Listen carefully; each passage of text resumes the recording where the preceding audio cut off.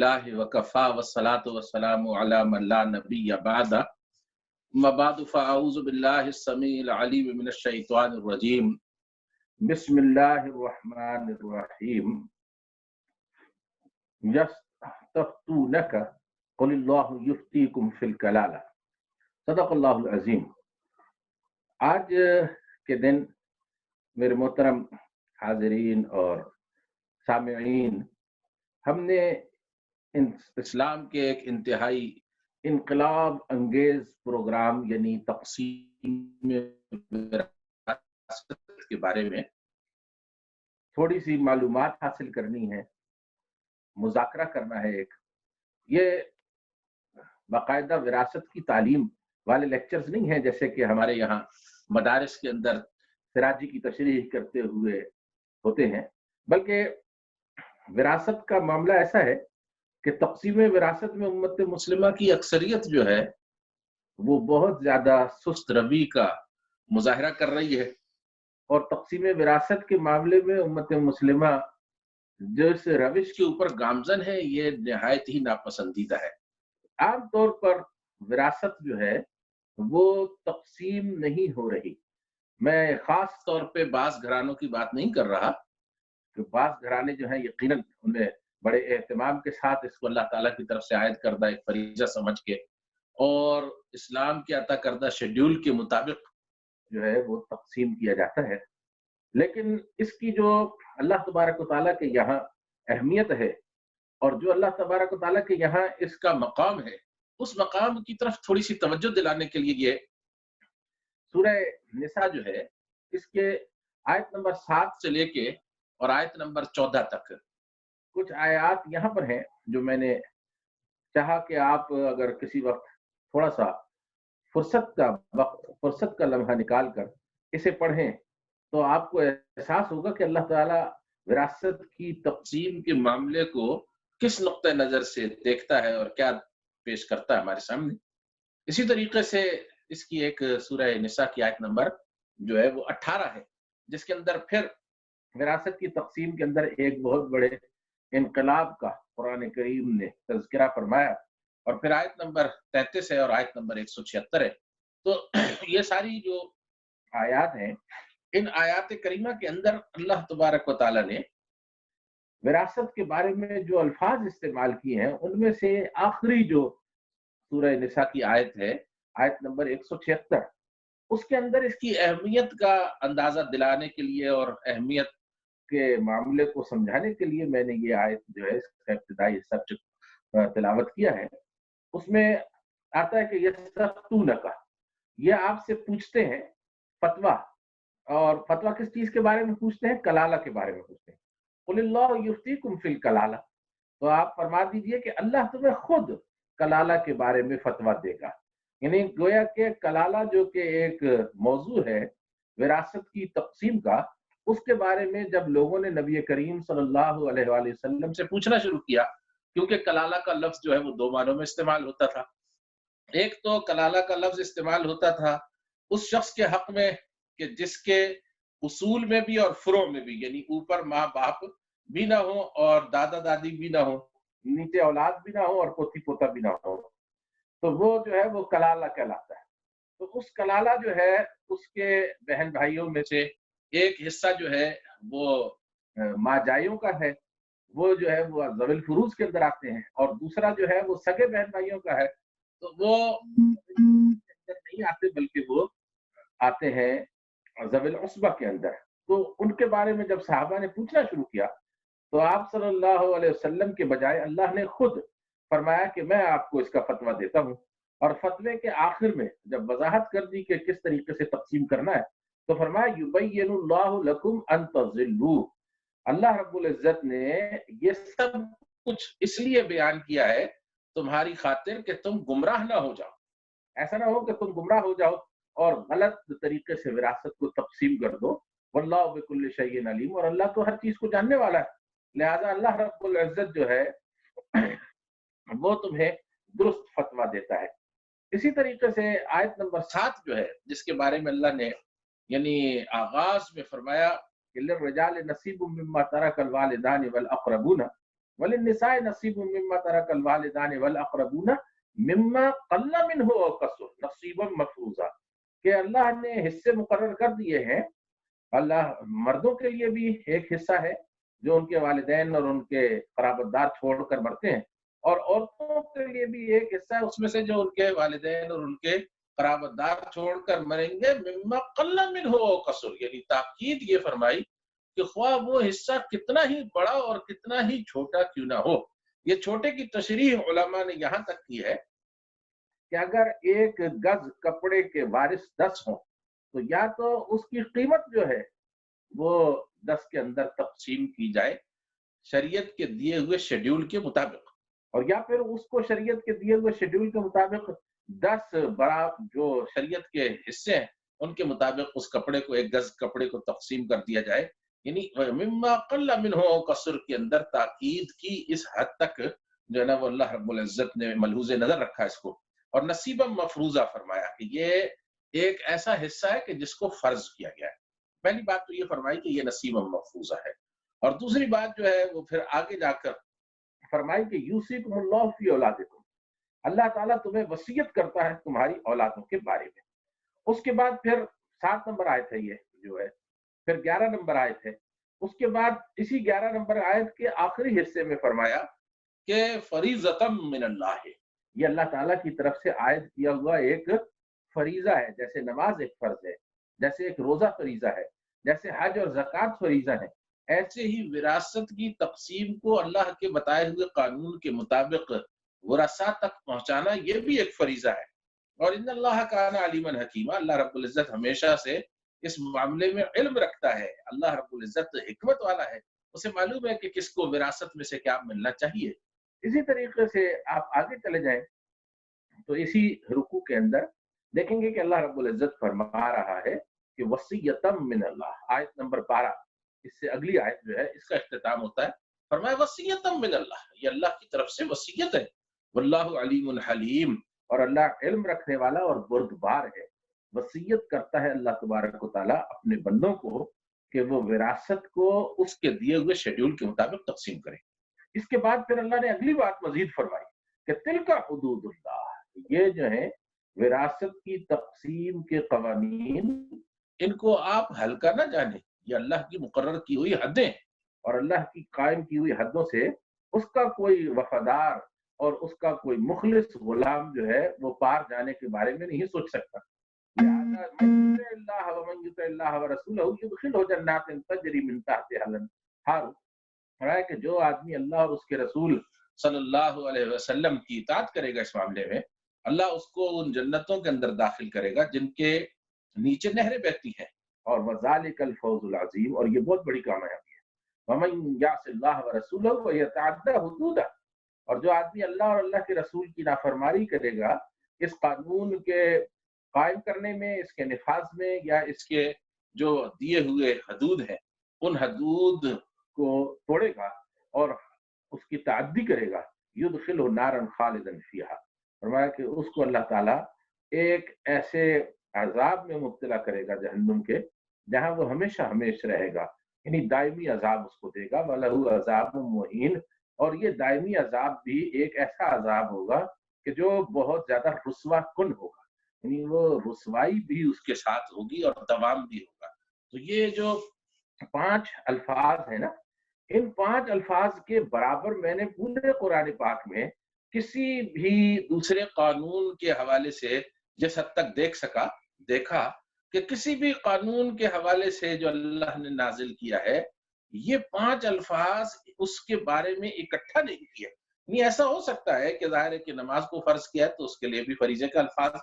जो है ना कि इन्नस्सलाता कानत अलल मुमिनीना किताबम मौकूदा, इसी तरीके से रोजे के बारे में है और दीगर है जो अल्लाह ताला ने कानून नाफिज किया है चौड़े लगाने का, उसके बारे में भी फरीजे के अल्फाज आए। लेकिन कोई भी कानून विरासत के कानून के हवाले से इतनी अहमियत का हामिल नहीं हुआ कि अल्लाह ने उसके लिए नसीबम मफरूजा का लफ्ज भी इस्तेमाल फरमाया, फरीजतम मिनल्लाह का लफ्ज भी इस्तेमाल फरमाया, उसके लिए अल्लाह ने वसीयतम मिनल्लाह का लफ्ज भी इस्तेमाल फरमाया, उसके लिए अल्लाह ने तिलका हुदूदुल्लाह का लफ्ज भी इस्तेमाल फरमाया, اس کے لیے اللہ نے جو ہے وہ فتوے کا لفظ بھی استعمال فرمایا. اور پھر دیکھیے آپ کہ اللہ رب العزت نے ایک جگہ لا یحل لکم ان ترثوا النساء کرہا کہہ کر یہ بات بھی جو اسی سورہ نساء کی آیت نمبر 18 ہے، اس کے اندر اللہ تبارک و تعالیٰ نے یہ واضح کر دیا کہ کوئی بھی شخص کہ جو وراثت کی تقسیم میں حقدار بنتا ہے کسی حصے کا، اس کا کسی بھی رشتہ دار یا کوئی بھی دوسرا غیر رشتہ دار جو ہے وہ زبردستی اس کے اوپر قبضہ کر کے نہ بیٹھ جائے. اس میں ایک بات آپ کو یہ بھی شاید معلوم ہوگی، میں چاہتا ہوں کہ اس بات کی طرف بھی جو ہے وہ ہمارے یہاں لوگوں کو معلوم نہیں کہ اسلام نے کیا کیا احسانات انسانیت پر کیے ہیں، اور انسانیت کے کمزور طبقات جن میں کہ عورتیں اور یتیم بچے وغیرہ شامل ہیں، ان کے اور اللہ نے کیا کیا احسانات کیے ہیں، اور انسانوں نے ان کے ساتھ کیا کیا مظالم کیے تھے. جو عرب کا معاشرہ تھا وہ یوں کرتا تھا کہ ایک شخص جو ہے جب مر جاتا تھا تو اس کے مرنے کے بعد اس کے خاندان کا سب سے زیادہ طاقتور آدمی جو تھا وہ اس کے بیوی بچوں کو نکال کر اس کے جمال اور جائیداد پر وہ قابض ہو جاتا تھا. اور یہی ایک ان کا ایسا پختہ رواج تھا کہ اسے کوئی غلط نہیں سمجھتا تھا. یہاں تک کہ بعض صحابہ کے بارے میں آیا کہ اس قانون کے نفاذ سے پہلے انہوں نے اپنے جو ہے نا وہ بھائی کی وفات اور شہادت کے بعد ان کے بیوی بچوں کو نکال باہر کیا اور ان کے سارے مال اور دولت کے اوپر قابض ہو گئے. تو نبی کریم صلی اللہ علیہ وسلم نے پھر ان کو اس سے منع کیا، اور پھر اللہ تعالیٰ نے یہ احکامات جو ہے نا ان کو نازل فرمایا. اسی طریقے سے ایک بہت بڑا ظلم یہ تھا کہ وہ اپنی جو باپ کی بیویاں تھیں نا، جن کو ہم پنجابی میں متری مائیں اور یعنی سوتیلی مائیں کہتے ہیں، یہ سوتیلی مائیں جو ہیں ان کو وراثت میں وہ تقسیم کرتے تھے اور پھر وہ ان کے مالک بن جاتے تھے. تو اللہ نے دونوں صورتوں کو یہ الفاظ استعمال کر کے منع کر دیا کہ لا یحل لکم ان ترثوا النساء کرہا. اور ایک تیسری صورت جو ہے بہت بڑی خوفناک صورت یہ تھی کہ ایک شخص ایک عورت کو طلاق دے دیتا تھا، لیکن اس کے باوجود اس کو وہ کسی دوسرے کے ساتھ شادی نہیں کرنے دیتا تھا، وہ زبردستی اس کا مالک بنا بیٹھا رہتا تھا اور طلاق بھی دیے ہوئے ہوتا تھا. تو یہ جو مظالم کی صورتیں تھیں، ان سب صورتوں کو اللہ تبارک و تعالیٰ نے اپنے کلام کے ذریعے سے اور اپنے حبیب محمد رسول اللہ صلی اللہ علیہ وسلم کے ذریعے سے ان سب بری اور بد عادتوں کو ختم کروا کے اور ایک بہت بڑا انقلاب انگیز جو ہے وہ قانون بھیجا. اس قانون کا نام ہے تقسیم وراثت کا قانون. اسلام میں تقسیم وراثت کی کیا حیثیت ہے؟ رسول کریم صلی اللہ علیہ وآلہ وسلم نے فرمایا، صحابہ کرام سے ایک دن آپ نے ایک واعظ فرمایا اور اس میں ان کو وراثت کے قانون کو سیکھنے کی ترغیب دی. تو دارمی شریف کے اندر آتا ہے کہ آپ نے فرمایا تعلموا الفرائض وعلموها الناس فإنها نصف العلم. لوگوں یہ جو فرائض ہیں یعنی وراثت کے حصے ان کو سیکھو اور انہیں لوگوں تک سکھاؤ، انہیں پتا ہو کہ کس کا حصہ کتنا ہے اور اسے کیسے ادا کرنا ہے. فإنها نصف العلم، علم کا آدھا حصہ بن جاتا ہے. یہ آدھے حصے کی علماء نے بہت سی جو ہے نا تشریحات کی ہیں، لیکن میں سمجھتا ہوں کہ آدھے حصے کا مطلب یہ ہے کہ انسان کے بارے میں دو طرح کا علم پایا جاتا ہے. ایک وہ علم ہے کہ جو زندہ انسان کے بارے میں، زندہ انسان نے زندگی کیسے بسر کرنی ہے، یہ اس کے بارے میں آدھا علم ہے. اور دوسرا آدھا علم یہ ہے کہ جب وہ مر جائے گا تو مرے ہوئے انسان کے بارے میں انسانیت کیا کرے گی. تو وہ جو ہے جو کہ مردے کے بارے میں احکام ہیں وہ اس کی زندگی کے بعد کے احکام ہے، اس لیے وہ دوسرا حصہ ہے اس علم کا کہ جو اس کے بارے میں عطا کیا گیا، جو اس کے بارے میں شریعت نے ہمیں دیا ہے. تو آپ صلی اللہ علیہ وسلم نے اس کی بہت تاکید فرمائی. ایک حدیث جو ہے آپ صلی اللہ علیہ وسلم کی وہ مجھے ملی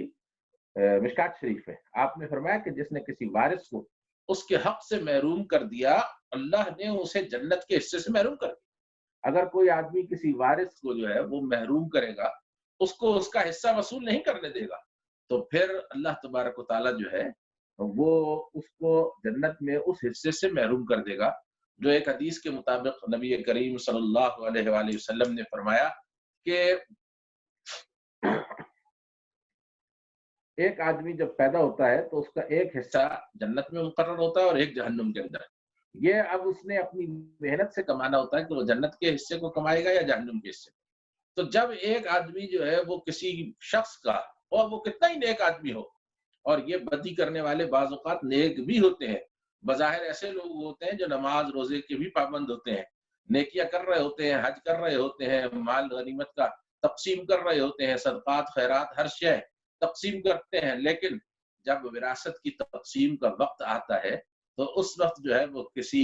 وارث کو اس کے حصے سے محروم کر دیتے ہیں،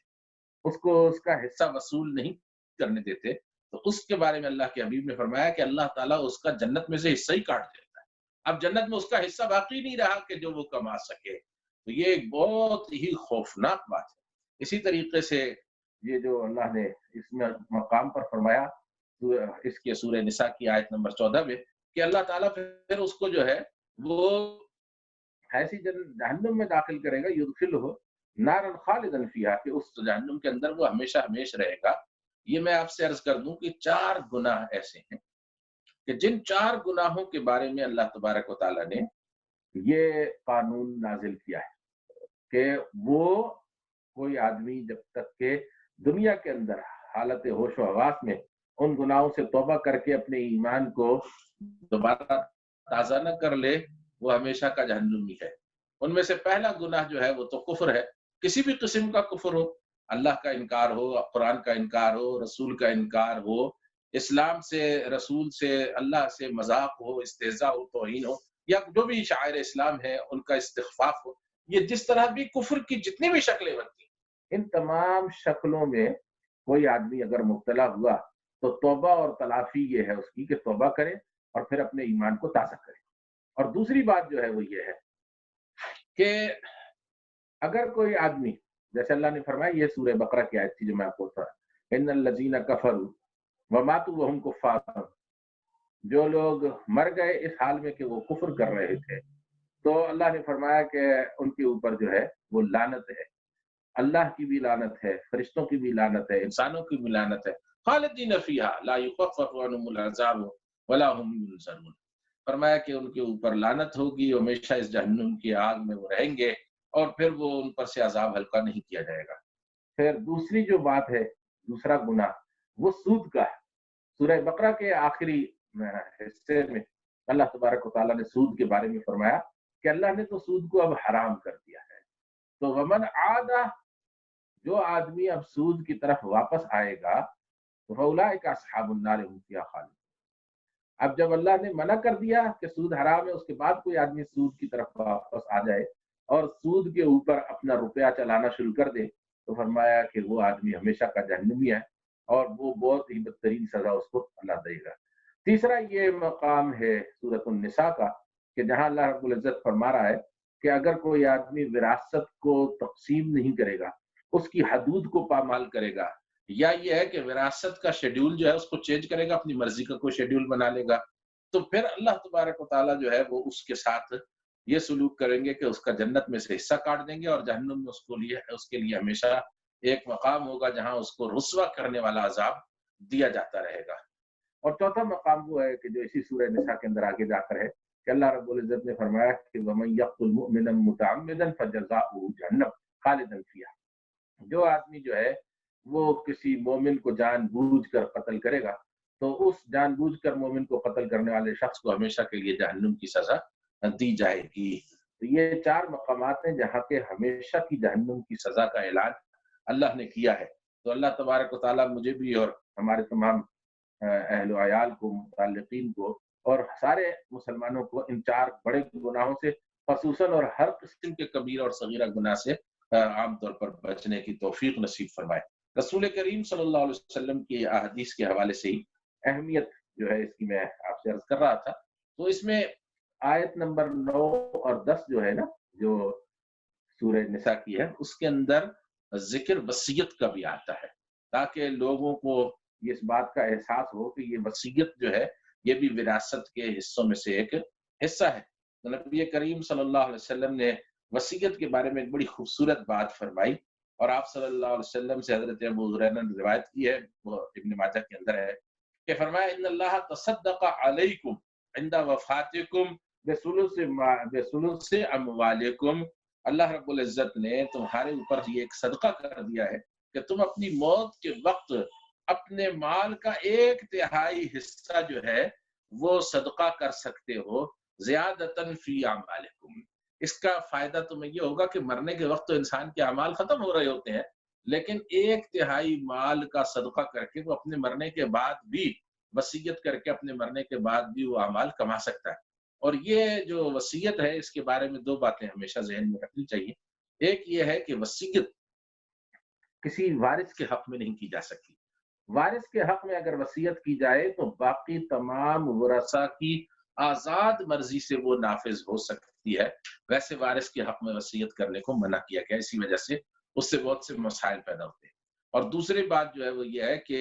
وصیت جو ہے اس کا کرنا فرض نہیں ہے، یہ ایک مستحب عمل ہے، زیادتاً فی اعمالکم ہے نا، کہ اگر ایک آدمی عمل کرنا چاہے نیک عمل، تو اپنی موت کے وقت بھی وہ ایسا نیک عمل کر سکتا ہے جو اس کی موت کے بعد اس کے لیے چلتا رہے۔ تو یہ بڑی خوبصورت بات ہے۔ اور پھر ورثاء کے حق میں وصیت کرنے سے روکتے ہوئے رسول کریم صلی اللہ علیہ وسلم نے ایک بات یہ فرمائی کہ حضرت سعد بن ابی وقاص رضی اللہ تعالیٰ عنہ یہ چاہ رہے تھے کہ میں اپنا سارا مال جو ہے وہ اللہ کے راستے میں دے کر اپنے لیے آخرت میں محفوظ کر لوں۔ اس وقت ان کے پاس سوائے لڑکیوں کے کوئی نہیں تھا، اور لڑکیاں تو شادی ہو کے دوسرے کے گھروں میں چلی جاتی ہیں۔ تو اللہ کے حبیب صلی اللہ علیہ وسلم نے منع فرمایا، اور فرمایا کہ 1/3 سے زیادہ کی وصیت نہ کرو، انک یا سعد ان تدع ورثتک اغنیاء خیر من ان تدعهم عالة یتکففون الناس۔ فرمایا کہ اے سعد، تم اپنے ورثاء کو اغنیا، غنی اور مالدار چھوڑ کر دنیا سے جاؤ، یہ بہتر ہے اس سے کہ تم ان کو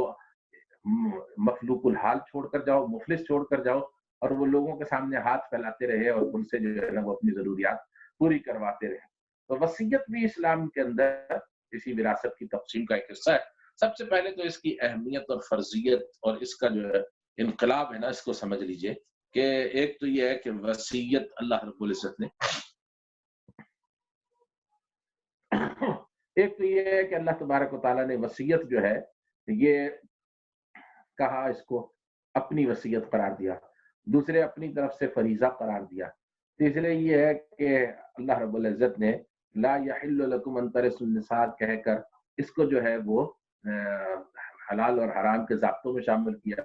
اور چوتھی بات جو ہے وہ یہ ہے کہ اس کو اللہ رب العزت نے فتویٰ اپنا قرار دیا کہ یہ قل اللہ یفتیکم، اللہ تمہیں اس کے اندر فتویٰ بھی دیتا ہے۔ اور پھر پانچویں اور اہم بات جو ہے وہ یہ ہے کہ اللہ نے فرمایا یہ تلک حدود اللہ، یہ اللہ کی حدیں ہیں۔ اہمیت اور فرضیت کے حوالے سے کوئی دوسرا قانون جو ہے وہ اس قانون کے ہم پلہ نہیں ہے جو قرآن پاک نے یہاں سورہ نساء کے دوسرے اور تیسرے رکوع کے اندر بیان فرمایا۔ اس کے بعد اگلی بات جو ہے وہ یہ ہے کہ وراثت کی تقسیم کا طریقہ کار میں مختصراً عرض کر دوں، بہت تفصیل تو یہاں نہیں ہو سکتی، ظاہر ہے کہ ہم درس کے اندر نہیں ہیں جہاں پر کہ مدرسے میں بیٹھ کر آدمی جو ہے وہ مسلسل لیکچرز کی صورت میں پڑھاتا رہتا ہے اور بچے پڑھتے رہتے ہیں۔ لیکن یہ ایک عام آگہی کے لیے 4 باتیں ہیں کہ پہلے نمبر پہ جو مال مردہ چھوڑ کر مرتا ہے، جو بھی آدمی دنیا سے جاتا ہے اس کے پیچھے جو اس کا مال رہ جاتا ہے وہ اب اس کی ملکیت نہیں رہتا۔ ملکیت تو زندگی میں بھی حقیقی ملکیت اللہ ہی کی تھی، اور مرنے کے بعد بھی فرمایا وَلِلَّهِ مِيرَاثُ السَّمَاوَاتِ وَالْأَرْضِ، آسمانوں اور زمین کی میراث تو ہے ہی اللہ کی۔ لیکن یہ جو ترکہ جو آسمانوں اور زمین والے نے انسان کو زندگی میں استعمال کرنے کے لیے دیا تھا، یہ واپس تو لوٹ گیا اللہ کے حقیقی مالک کی طرف، لیکن حقیقی مالک نے اس کو 2 اسباب سے، یعنی ایک تعلق جو ہے وہ سببی اور ایک تعلق نسبی، ان کے ذریعے سے جو ہے وہ باقی انسانوں میں اس مال کو تقسیم کرنے کا ایک قاعدہ عطا فرمایا۔ قاعدہ یہ ہے کہ سب سے پہلے مرنے والے کی تجہیز و تکفین جو ہے وہ درمیانہ درجے کی، وہ اس کے مال میں سے کی جائے گی۔ اب مرنے کے بعد وہ کسی کا احسان نہیں اتار سکتا، اس وجہ سے یہ ضروری ہے کہ اس کے اوپر کسی کا احسان جب تک کہ وصیت نہ ہو یا کوئی اور دوسرا اہم معاملہ نہ ہو نہ چڑھایا جائے، اس کے اپنے مال سے اس کی تجہیز و تکفین کے سارے اخراجات ادا کیے جائیں۔ ایک بات تو یہ ہے۔ دوسری بات جو ہے وہ یہ ہے کہ جب یہ تجہیز و تکفین سے مال بچے گا تو اگر اس شخص کے اوپر کوئی قرض ہے تو وہ قرضہ ادا کیا جائے گا۔ قرضے کی ادائیگی کا معاملہ بڑا ہی نازک ہے۔ رسول کریم صلی اللہ علیہ وسلم کی عام عادت مبارکہ یہ تھی کہ جب آپ کسی شخص کی میت کا جنازہ پڑھنے کے لیے پہنچتے تو آپ پوچھتے کہ حل علیہ الدین، اس کے اوپر قرضہ تو نہیں ہے؟ صحابہ کہتے کہ یا رسول اللہ صلی اللہ علیہ وسلم اس کے اوپر قرضہ ہے، اور فلاں فلاں آدمی جو ہے وہ اس سے اتنے اتنے پیسوں کا مطالبہ یا اتنی چیزوں کو رکھتا ہے. تو آپ صلی اللہ علیہ وسلم فرماتے کہ کیا اس نے اپنا قرضہ ادا کرنے کے لیے کچھ چھوڑا ہے؟ صحابہ کہتے کہ نہیں یا رسول اللہ صلی اللہ علیہ وسلم، اس نے اپنا قرضہ ادا کرنے کے لیے کچھ پیچھے نہیں چھوڑا. تو آپ فرماتے کہ صلو علی اخیکم، اپنے بھائی کی نماز جنازہ خود پڑھ لو، اور آپ واپس تشریف لے آتے.